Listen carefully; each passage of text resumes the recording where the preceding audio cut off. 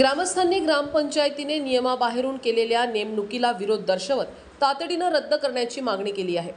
नागरिकांमध्ये ग्रामपंचायतीतील चपराशी पदावरील नेमणुकीबाबत गंभीर संताप निर्माण झाला आहे। ग्रामपंचायतीत आज झालेल्या तातडीच्या निवेदनात ग्रामस्थांनी नमूद केले की स्थानिक नसलेल्या बाहेरील व्यक्तींची नेमणूक संपूर्णपणे ग्रामपंचायत सेवा नियम 2010 व महाराष्ट्र ग्रामपंचायत अधिनियम 1958 च्या कलमांचे उल्लंघन करते।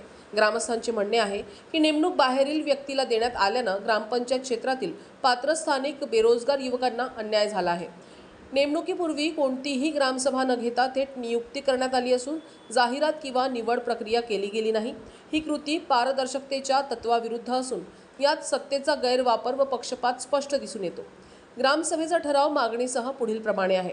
त्यात अवैध नेमणूक तातडीने रद्द करण्यात यावी, स्थानिक पात्र युवकाची नियमानुसार नेमणूक करावी, संबंधित अधिकाऱ्यावर चौकशी करावी, भविष्यातील सर्व नेमणुका पारदर्शक व जाहिरात प्रक्रियेद्वारे कराव्यात। ग्रामस्थांनी विश्वास व्यक्त केला आहे की ग्रामपंचायतीत न्याय व पारदर्शकता पुनर्स्थापित होणे आवश्यक आहे।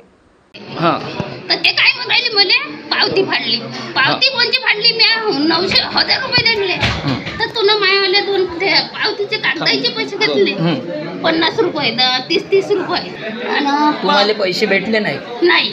कशाचे? निराधारचे? निराधारचे नाही, अखंबाचे भेटते ग्रामपंचायत मध्ये मला। अच्छा, 1000 रुपये आता दिले आहे म्हणजे मागच्या मीटिंग मध्ये 1000 होते, त्याच्यानंतर भेटले नाही? त्याच्यानंतर आम्हाला भेटले नाही। ठीक आहे, बाकीचे